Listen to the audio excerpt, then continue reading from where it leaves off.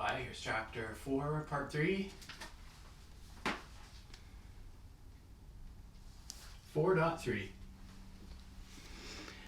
I'll be talking now about string crossing within the slur or within the legato movement, in other words, which is distinctly different from string crossing in a single bow. Anytime we are playing slurred passage and cross to another string, we are creating a little bit bump going to the other string, and that bump does not correspond with the music, with the phrasing, most likely. So what can we do to avoid this? My experience tells me that about 99% of the students, if not 100% of students, that aspect of the violin technique has to be trained and has to be refined throughout the lifetime. It's in the French school of violin training, they spend a great deal of doing that kind of bowing. They come from the motion of being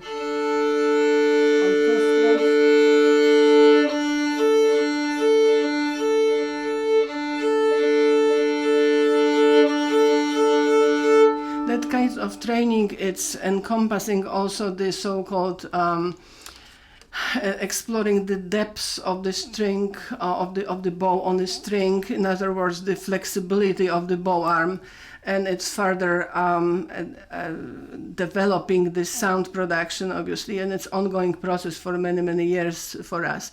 But on a very basic level, what you are looking for, let's say there is a Kaiser etude.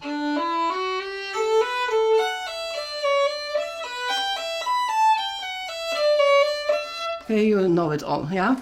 So there are accents created by the string crossing, okay? So now...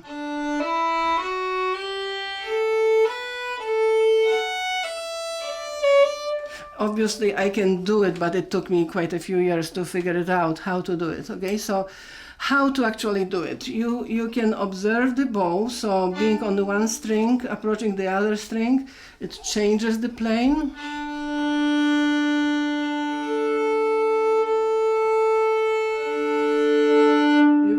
Through the double stop.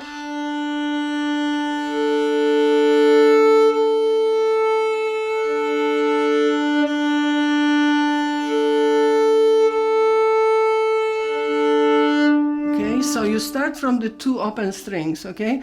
Then you can do something like it would be unuseful to do the alternating. It is better to take a let's simple arpeggio.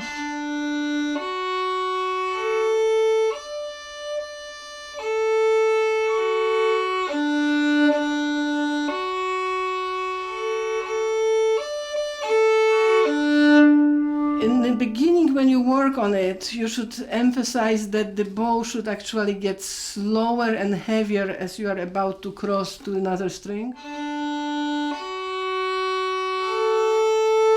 What you will get from the student is this. Okay, and that's a prescription for trouble.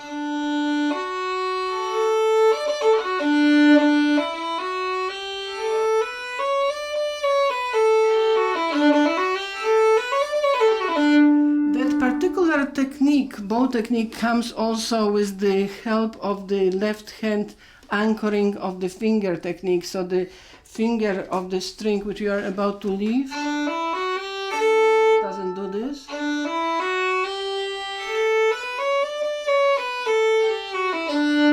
On a very elementary level, what I use is the first page of the Flash scale book, the little subchapter of scales in 1 octave, and I start from the G major. And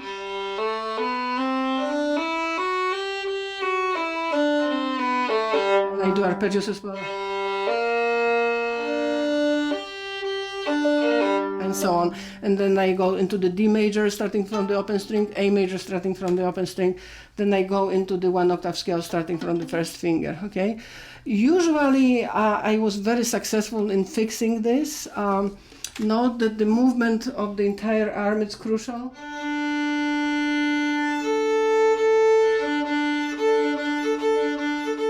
Namely the changing of the plane, okay? I wouldn't do any anticipation from the elbow because it breaks the surface.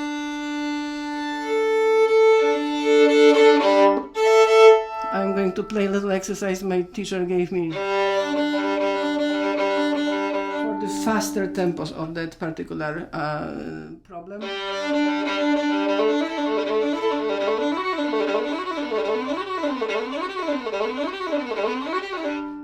Look that the movement stays the same.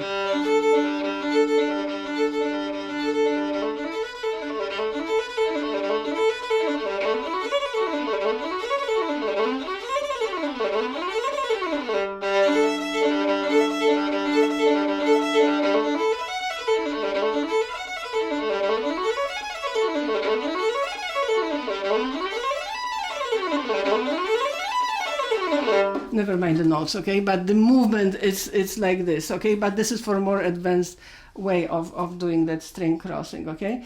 And again, there is a wealth of material to train it. I will provide you with the list. I do it for the pedagogy classes.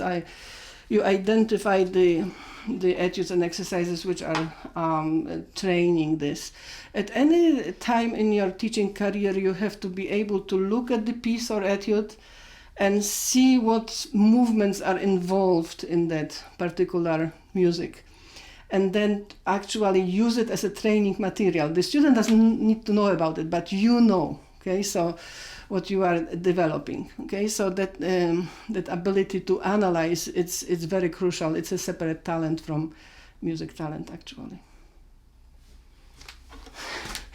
So this is Herman's exercise, the last one.